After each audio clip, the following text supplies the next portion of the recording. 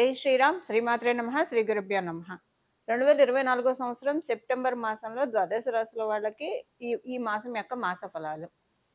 ఈ మాసం యొక్క మాస ఫలాలు ప్రసాదించే గ్రహ దేవతల యొక్క గోచార స్థితిగతుల్ని ప్రథమంగా మనం తెలుసుకుందాం. వృషభ రాశిలో గురుదేవుని సంచారము, మిథున రాశిలో మంగళ సంచారము. ఈ నెల బుధ భగవానుడు మూడు రాశుల్లో సంచరించబోతున్నారు. ఈ నెల 4వ తారీఖు వరకు కర్కాటక రాశిలో బుధ భగవానుడి సంచారం ఉంటుంది. 5వ తారీఖు నుంచి కర్కాటక రాశి నుంచి సింహ రాశిలోకి ఆయన అడుగుపెట్టబోతున్నాడు. అలాగే ఈ నెల 24వ తారీఖు నుంచి సింహ రాశిలో ఉన్న బుధ భగవానుడు కన్యా రాశి స్వస్థానగతుడు అవుతూ ఉన్నాడు. సూర్యనారాయణమూర్తి స్వక్షేత్రమైన సింహరాశిలో సంచారం సాగిస్తూ ఉన్నారు ఈ నెల 16వ తారీఖు వరకు. అంటే మొదటి తారీఖు ఫస్ట్ నుంచి 16వ తారీఖు వరకు కూడా ఆయన సింహరాశిలో ఉంటాడు. 17వ తారీఖు నుంచి సింహరాశిలోంచి కన్యా రాశిలోకి ఆయన అడుగు పెడతాడు. శుక్ర భగవానుడు మరి కేతుదేవునితోటి కూడి కన్యా రాశిలో సంచారం చేస్తూ ఉన్నారు. ఈ నెల 19వ తారీఖు నుంచి ఆయన కన్యా రాశి నుంచి విడివడి ఆయన స్వక్షేత్రమైన తులారాశిలోకి వచ్చి స్వస్థానగతుడు అవుతూ ఉన్నాడు.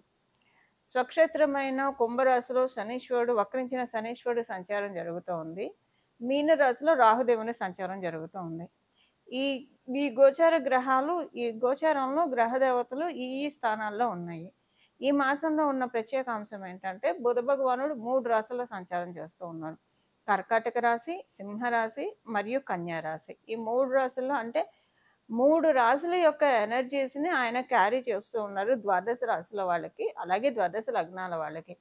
ఏం ఎనర్జీస్ క్యారీ చేస్తూ ఉన్నారు? ద్వాదశ రాశుల వాళ్ళకి ఈ ఎనర్జీస్ పాజిటివ్గా ఉంటాయా, నెగిటివ్గా ఉంటాయా, ఈ తదితర విషయాలన్నీ కూడా ఇప్పుడు మనం ఒకసారి కూలంకుషంగా మాట్లాడుకుందాము. దానికంటే ముందుగా ఈ నెల 2 గ్రహాలు స్వస్థానం అంటే ఈ నెల 3 గ్రహాలు స్వస్థానంలో 4 గ్రహాలు స్వస్థానంలో ఉన్నాయి. అది ఎలానో నేను మీకు ఇప్పుడు చెప్తాను.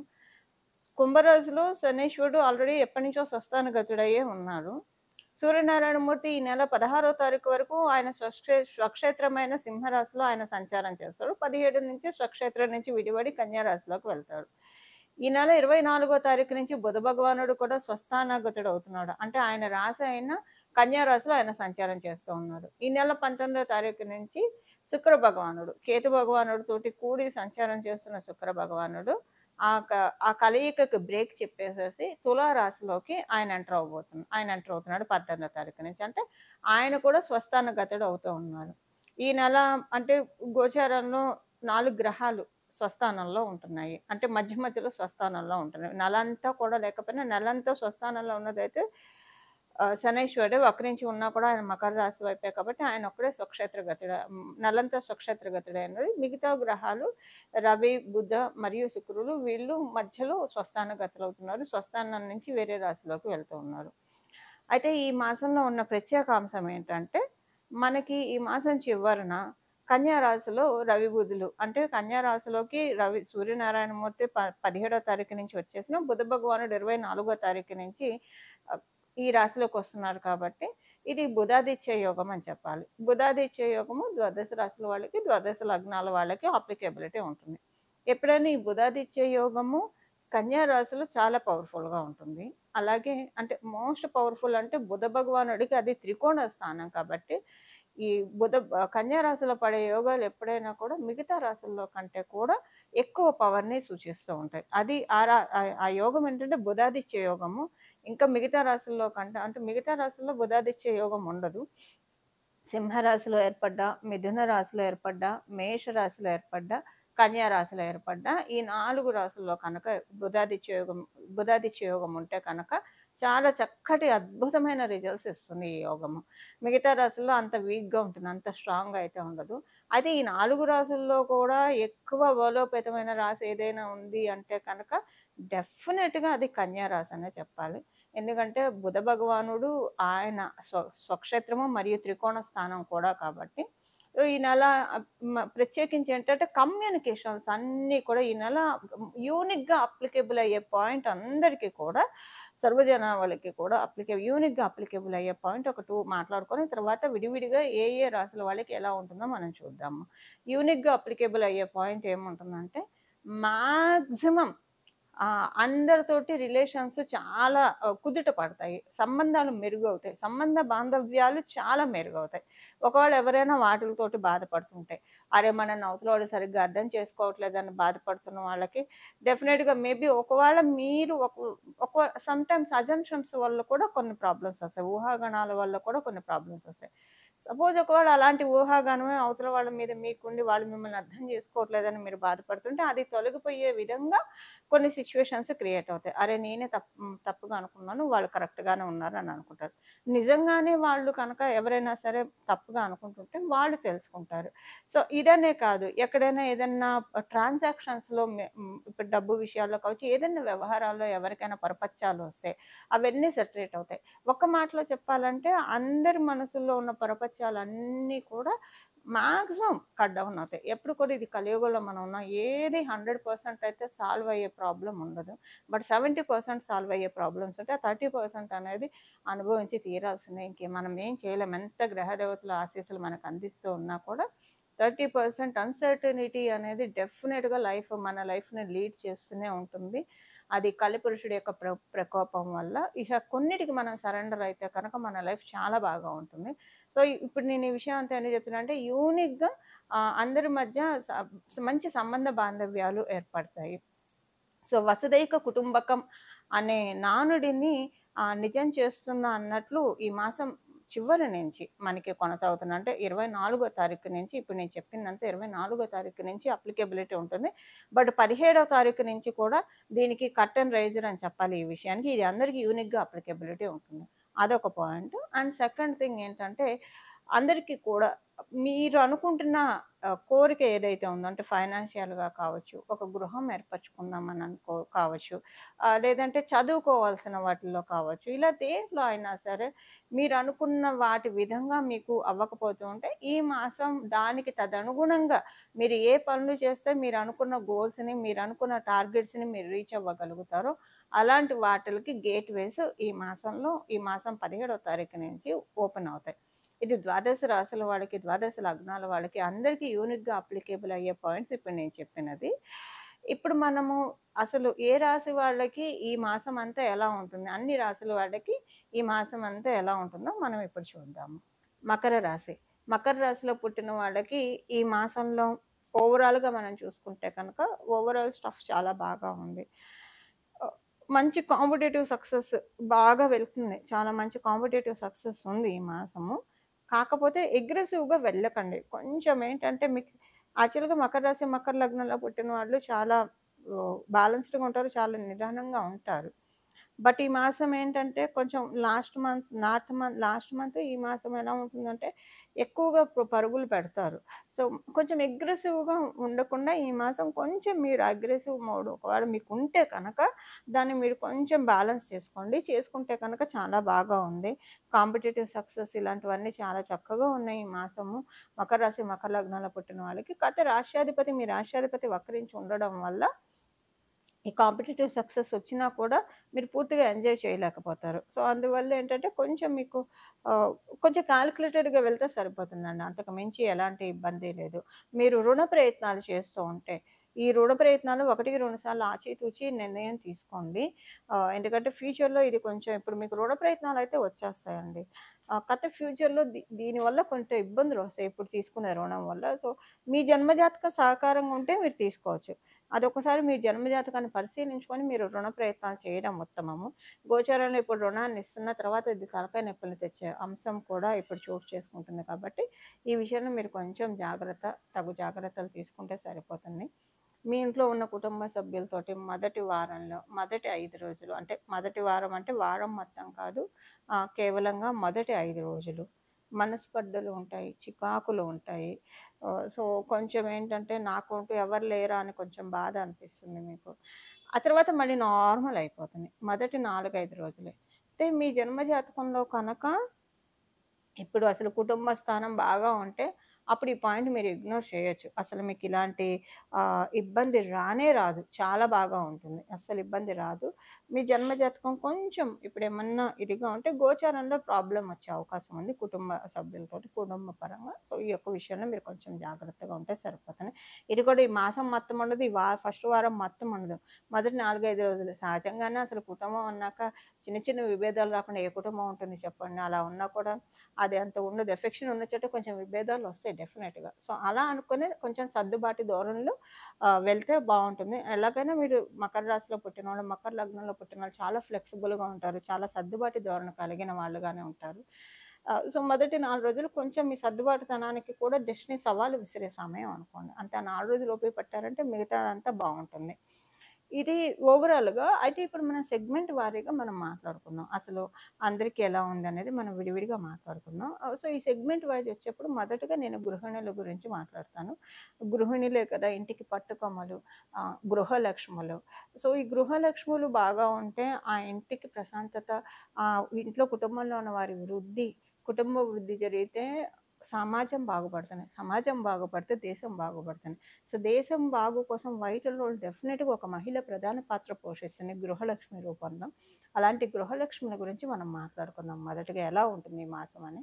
అయితే ఈ గృహలక్ష్ములు రకరకాలుగా ఉంటాయి. మొత్తం కంప్లీట్‌గా కుటుంబానికి డెడికేట్ అయ్యి చేసే మహిళా మనులు కొంతమంది ఉంటారు.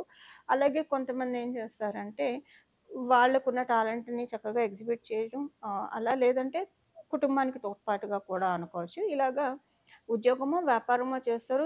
ఏమి చేసినా సరే ఆడవాళ్ళకి మళ్ళీ ఇంటికొచ్చేప్పటికి గృహలక్ష్మిగా బాధ్యతని చేయాల్సొస్తారు. సో, మీ ఇంటికి మీరే కదండీ మహారాణి. అలా చేసే మహిళా మనులందరి గురించి మనం మాట్లాడుకుందాం. అంటే ఉద్యోగం, వ్యాపారం గురించి మాట్లాడట్లేదు. ఇంటికొచ్చిన తర్వాత ఎలా ఉంటుంది? ఇంట్లో ఎలా ఉంటుంది? ఓవరాల్‌గా గృహిణులకి మనం మాట్లాడుకుందాం. గృహిణుల విషయానికొస్తే ఈ మాసం మధ్యలో నుంచి అండి 15వ తారీఖు నుంచి చాలా అద్భుతంగా ఉంది. మంచి శుభ సమయం మొదలవుతుంది. మొదటి అంటే ఆగస్టు నెల 20వ తారీఖు నుంచి ఈ నెల 15వ తారీఖు వరకు కూడా ఇంట్లో కొంచెం ఏంటంటే బానే ఉన్నా కూడా ఏదో కొంచెము మీకు మనశ్శాంతి లేకపోవడము, కొంచెము టెన్షన్ పడడము, లేదా దేనికన్నా ఇన్‌సెక్యూరిటీ ఫీల్ అవ్వడము. దేనికి గుడ్ రీజన్స్ కూడా ఏమి ఉండవు. వాలిడ్ రీజన్స్ కూడా ఏమి ఉండవు. బట్ ఇలాంటివి కొంచెం తలెత్తుతాయి. ఎందుకంటే మీకు పరిపూర్తి రాజయోగం ఇచ్చే శుక్రాచార్యుల వారు కేతువుతోటి కర్తరిలో ఉన్నాడు కదా! అంటే కేతువుతో కలిసి ఉన్నారు కాబట్టి కన్యా రాశిలో. సో, ఈ మాసం మధ్యలోంచి దాంట్లోంచి మీరు బయటకొచ్చేస్తారు. మళ్ళీ మీకు చక్కటి స్థైర్యము, ధైర్యము ఇవన్నీ వస్తాయి. చాలా బ్యాలెన్స్‌డ్‌గా, మెచ్యూర్డ్‌గా మీరు వీటన్నిటిని కూడా సమర్థవంతంగా ఈ వచ్చే సిట్యుయేషన్స్ అన్నిటిని కూడా సమర్థవంతంగా తిప్పి కొట్టగలుగుతారు. ఇన్‌సెక్యూరిటీకి లోనైతే ఎందుకు ఇన్‌సెక్యూరిటీకి లోనవ్వాలని మీకు మీరే ప్రశ్నలు వేసుకుంటారు. దాంట్లోంచి మీరు కమ్ ఓవర్ అవుతారు. ఇప్పుడు డెస్టినీ ఎలా ఉందంటే మీ ఒక ఒక ఒక సమస్యని మీకిస్తుంది. సొల్యూషన్ ఆన్సర్ పేపర్ కూడా మీకిచ్చేస్తుంది. ఈ మాసం అలా ఉంది. లాస్ట్ మంత్ అయితే అలా లేదు. ఆ 10 డేస్ 20థ్ నుంచి ఆగస్ట్ 20థ్ నుంచి లాస్ట్ వరకు కూడా సమస్య గాని సమాధానం లేదు. బట్ ఇప్పుడేంటంటే డెస్టినీ మనకు క్వెషన్ పేపరే ఇచ్చేసేసి, ఒక గైడ్ ఆన్సర్స్ అన్ని టిక్‌లు చేసేసి ఇవి రాసేసేయండి అమ్మాయిలు, అబ్బాయిలు అంటే హాయిగా ఉంటుంది కదా! అంటే అది మంచిది కాదనుకోండి. మరి ఇప్పుడు మనకి నేచర్ అలా చేస్తుంది. మనకొచ్చే సమస్యలకి సొల్యూషన్ కూడా డెస్టినీ మనకిస్తుంది. మీకిస్తుంది. మహిళ మనందరికి ఇస్తుంది. మకర రాశి, మకర లగ్నంలో పుట్టిన వాళ్ళకి. సో, తర్వాత నుంచి 15వ తారీఖు నుంచి అబ్సల్యూట్ గుడ్ పీరియడ్. చాలా బాగా ఉంది. చాలా మంచి అనుకూలతని మీరు చూడబోతున్నారు మహిళా మనులందరూ కూడా. మకర రాశి, మకర లగ్నంలో పుట్టిన వాళ్ళు. ఉద్యోగస్తులందరికీ ఈ ఆడవాళ్ళు, మగవాళ్ళు అందరికీ ఈ పాయింట్ వర్తిస్తుంది ఇంక నుంచి. ఈ ఉద్యోగస్తులందరికీ కూడా ఈ మాసం మధ్యలో నుంచే బావుంటుంది. ఈ మాసం మొదట్లో మీ కొలీగ్స్ తోటి టెస్టింగ్స్ ఉంటాయి. మీకు చాలా ప్రాబ్లమ్స్ ఫేస్ చేస్తారు. అప్పటిదాకా మీకు బెస్ట్ సపోర్టర్ అయినా, బెస్ట్ మెంటర్ అయినా, లేదా మీకు ఎవరైనా హూమ్ యూ కెన్ ట్రస్ట్ అనుకున్న వాళ్ళతోటి కూడా కొంచెం భేదాభిప్రాయాలు ఇలాంటివి ఉంటాయి ఈ మాసం 15వ తారీఖు వరకు. ఆ తర్వాత దాంట్లోంచి మళ్ళీ కంప్లీట్‌గా రివర్ట్ బ్యాక్ అయ్యి మళ్ళీ అంతకుముందు ఎలా ఉంది యథా రాజా తథా ప్రజ అన్న చందాన మళ్ళీ అంతకుముందు ఎలా ఉందో అలా మీ రిలేషన్ చక్కగా సెక్యూర్ అవుతుంది. చక్కటి బాండింగ్ మళ్ళీ ఏర్పడుతుంది. సో, మొదటి 15 డేస్ ఉద్యోగ స్థానంలో ఏం జరిగినా ఇగ్నోర్ చేస్తూ మీ పని మీరు చేసుకుంటూ వెళ్ళిపోండి. ఏది శాశ్వతంగా ఉండదు. ఏ సమస్య అనుకోని ఈ ఈ ఇదొక్కటి మీరు అండర్‌లైన్ చేసుకుంటూ మధ్య మధ్యలో మాత్రం జపించుకుంటూ వెళ్ళిపోతే కనుక మీకు ఎలాంటి ఇబ్బంది ఉండదు ఉద్యోగస్తులకి. మొదటి 15 రోజులు కొంచెం టెస్టింగ్‌గా ఉంటుంది. తర్వాత చాలా బావుంటుంది. ఆ టెస్ట్ తాలూకు ఫలితాలు కూడా ఆ తర్వాత ఇస్తున్నాం నేచర్ మీకు. వ్యాపారస్తులందరికీ కూడా చాలా మంచి శుభ సమయం. వ్యాపారస్తులకి మంచి శుభ సమయము. మీ ఇంట్లో వాళ్ళకి ఏమైనా ఆరోగ్య సమస్యలుంటే అవన్నీ కూడా తొలగిపోయే శుభ సమయం. మీకు ఆరోగ్య సమస్యలేమైనా ఉంటే కనుక ఒక మంచి డాక్టర్ దొరకడం వల్ల కావచ్చు, ఏదో ఒక మంచి మెడిసిన్ వల్ల కావచ్చు, హెల్త్ ప్రాబ్లమ్స్ అన్నీ కూడా సెట్ రైట్ అయ్యే చాలా చక్కటి శుభ సమయము మీకు. అలాగే ఈ మాసం మధ్యలో లాస్ట్‌లో వ్యాపారస్తులకి ఒక మంచి థింగ్ చోటు చేసుకుంటుంది. అంటే 20వ తారీఖు నుంచి మనకి ఆ 10 రోజుల్లో ఏదైనా ఒక మంచి విషయం వ్యాపారస్తులందరికీ చోటు చేసుకుంటుంది. మీకు హ్యాపీగా అనిపించే విషయం అది ఏదైనా అవ్వచ్చు. ఒకటైతే చోటు చేసుకుంటుంది వ్యాపారస్తులకి. విద్యార్థినులకి ఈ మాసం అనుకూలంగా ఉంది. ఎలాంటి ఇబ్బంది లేదు. గోచారం అయితే చాలా సపోర్ట్ చేస్తోంది. మీ జన్మ జాతకం కనుక సపోర్ట్ చేయకపోతే గోచారం సపోర్ట్ చేస్తుంది కాబట్టి యావరేజ్‌గా వెళ్తున్నాయి. మీ జన్మ జాతకం సపోర్ట్ చేస్తూ ఉంటే చాలా బావుంటుంది. సపోర్ట్ చేయకపోయినా యావరేజ్‌గా వెళ్తున్నాయి. విద్యార్థినులకి చాలా బాగా ఉంది. ఇంకా తర్వాత విద్యార్థినులకు ఒకవేళ ఏమైనా పెళ్లి ప్రయత్నాలు చేస్తుంటారు. అంటే 21 ఏళ్ళు వచ్చిన తర్వాత మీరు చదువుకుంటూ ఉన్నా కూడా వివాహానికి అర్హులు కాబట్టి ఇండియాలో ఆ ప్రకారము.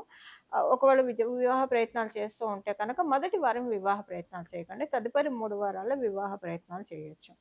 అది మామూలుగా కూడా వివాహ ప్రయత్నాలు చేసేవాళ్ళు మీరు విద్యార్థులు అయినా కాకపోయినా మామూలుగా వివాహ ప్రయత్నాలు చేసేవాళ్ళకి కూడా సేమ్ పాయింట్ వర్తిస్తుంది. మొదటి వారం ఎలాంటి ప్రయత్నాలు చేయకండి. తదుపరి 3 వారాలు చేయండి. ఇందులో ప్రత్యేకించి విద్యార్థులైతే అస్సలే చేయకూడదు.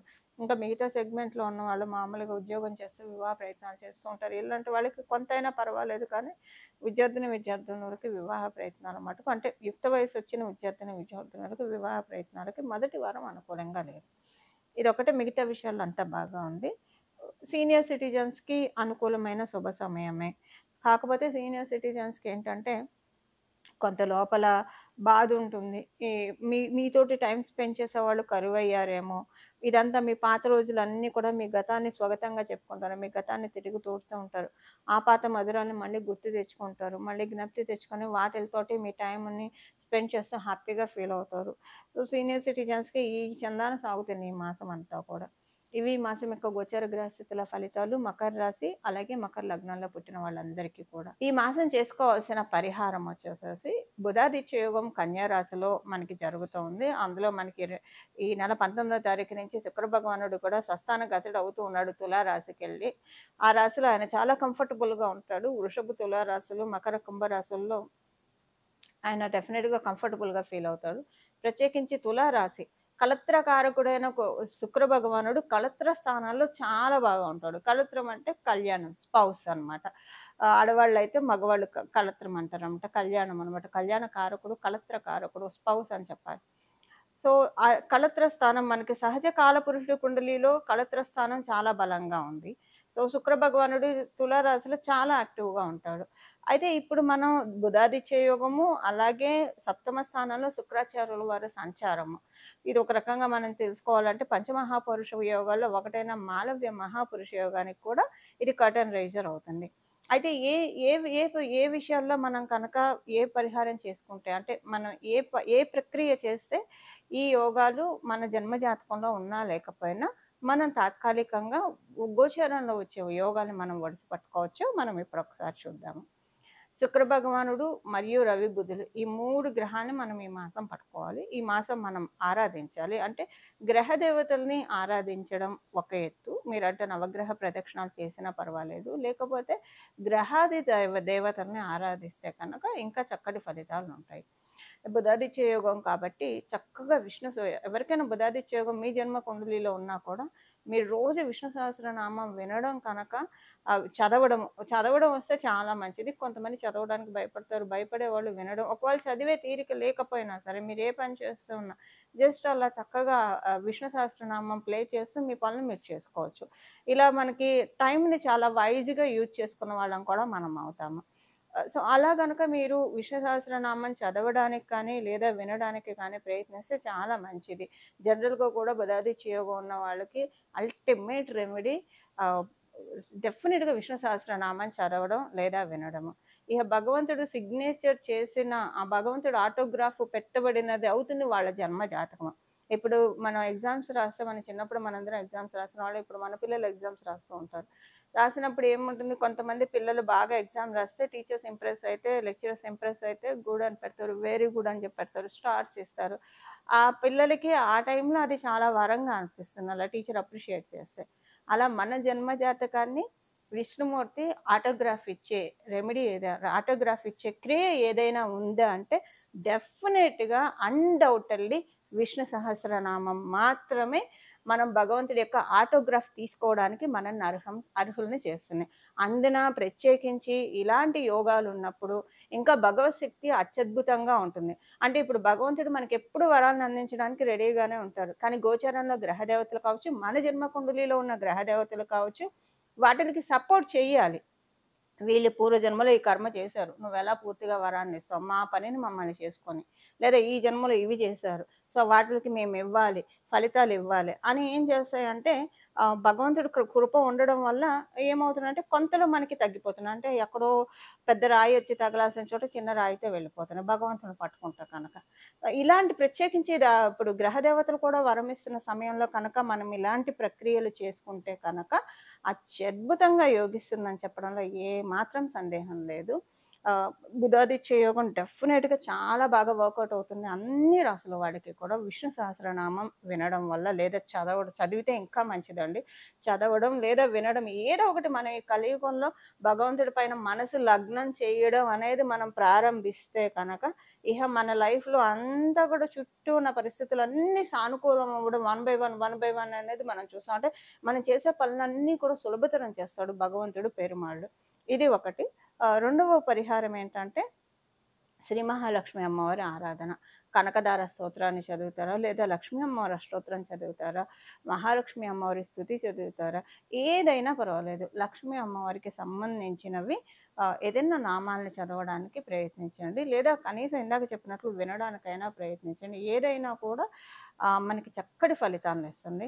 బుధాదిత్య యోగం ఇప్పుడు చాలా పవర్ఫుల్గా ఉంది. ఇప్పుడు ఉన్న బుధాదిత్య యోగం ఇంకా పవర్ఫుల్గా ఉంది. దీని గురించి నేను ఇంకొక సపరేట్ వీడియో కూడా చేస్తాను. అందులో కూడా మీకు చక్కగా మొత్తం వివరాలు నేను చెప్పడానికి ప్రయత్నం చేస్తాను. ప్రస్తుతానికైతే ఈ మాసము విష్ణు సహస్రనామం చదవడము, అలాగే మరి అయ్యవారిని పూజించినప్పుడు అయ్యవారి వక్షస్థలంలో ఉన్న అమ్మవారిని కూడా మనం పూజించాలి కదా. అలా శ్రీ మహాలక్ష్మి అమ్మవారి సహస్రనామం చదవడం కానీ, వినడం కానీ, లేకపోతే మహాలక్ష్మి అమ్మవారికి సంబంధించిన ఏదైనా స్తుతి చేయడం వల్ల మనకి చాలా చక్కటి శుభ ఫలితాలు వస్తాయి. ఈ విధంగా మనం అందరం కూడా భగవంతుడు ఇచ్చిన ఈ కాలాన్ని చక్కగా సద్వినియోగం చేసుకుంటూ నిత్య జీవితంలో మన కర్తవ్యాల్ని, మన బాధ్యతల్ని మనం నిర్వర్తిస్తూ భగవంతుడి యొక్క పాదాన్ని మనం పట్టుకుందాము. మనందరం కూడా జీవన్ముక్తులం అవ్వడానికి ప్రయత్నిద్దాం. మంగళం. నమో భగవతే వాసుదేవాయ.